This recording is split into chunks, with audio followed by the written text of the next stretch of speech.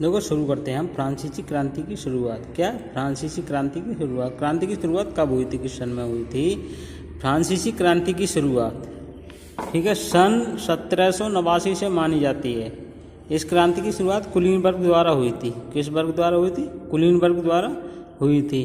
देखो कुलीनबर्ग द्वारा इसे शुरू करने का मुख्य कारण यह था कि फ्रांसीसी सम्राट ने वित्तीय स्थिति को सुधारने के लिए, कौन सी वित्तीय स्थिति को सुधारने के लिए कुलीनबर्ग के विशेष अधिकारों को समाप्त करने की कोशिश की।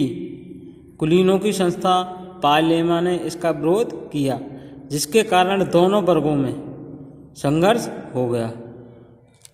प्राचीन राजतंत्र के अंतर्गत फ्रांसीसी सम्राट अपनी इच्छा अनुसार कर नहीं लगा सकता था।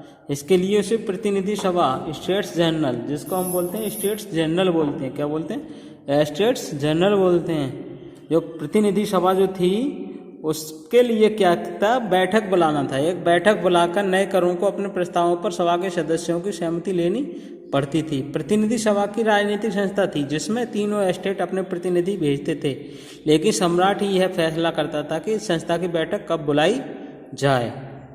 5 मई 1789 को 5 मई 1789 को फ्रांसीसी सम्राट लुई 16वें ने नए करों के प्रस्ताव को अनुमोदन के लिए प्रतिनिधि सभा की बैठक बुला ली और पहले दूसरे स्टेट ने अपने 300 प्रतिनिधि इस बैठक में भेजे। कितने प्रतिनिधि भेजे? 300 प्रतिनिधि भेजे, जो आमने सामने की कतारों में बिठाए गए। तीसरे स्टेट के 600 प्रतिनिधि उनके पीछे खड़े किए गए और तीसरे स्टेट का प्रतिनिधित्व इसके अपेक्षाकृत समृद्ध एवं शिक्षित वर्ग कर रहे थे। किसानों, औरतों का, कारीगरों का सभा में प्रवेश प्रतिबंध था। देखो जो सभा हो रही थी, मीटिंग हो रही थी, उसमें जो था कारीगर, मजदूर, महिलाएं, इनके लिए उसके अंदर प्रवेश वर्जित था। फिर भी लगभग 40,000 पत्रों के माध्यम से उनकी शिकायतें एवं मांगों की सूची बनाई गई, जिससे प्रतिनिधि अपने साथ लेकर आए थे। कैसे? जिससे प्रतिनिधि अपने साथ लेकर आए थे। इसी तरीका से प्रतिनिधि सभा के नियमों के अनुसार प्रत्येक वर्ग को एक मत देने का अधिकार था। क्या था? प्रत्येक वर्ग को एक मत देने का अधिकार था।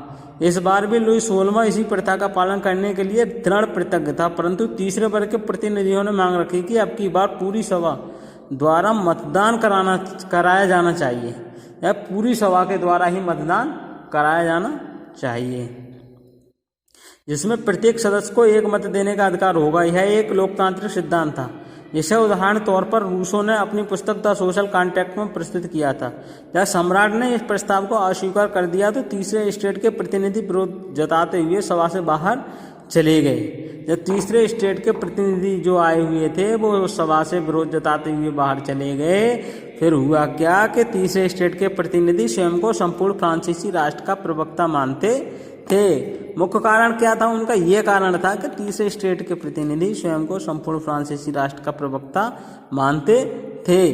और 20 जून को यह प्रतिनिधि वर्साय के इंडोर टेनिस कोर्ट में एकत्र हुए। उन्होंने अपने आप को नेशनल असेंबली घोषित कर दिया और शपथ ली कि जब तक सम्राट की शक्तियों का कम करने वाला संविधान तैयार नहीं किया जाएगा तब तक असेंबली भंग नहीं होगी। और जब असेंबली भंग नहीं होगी तो क्या होगा? उनका नेतृत्व ब्रम्बायो और आबेसिये ने किया। ब्रम्बायो का जन्म कुलीनबर्ग के में हुआ था, लेकिन सामंती विशेष अधिकारों वाले समाज का अंत करने की आवश्यकता से सहमत था।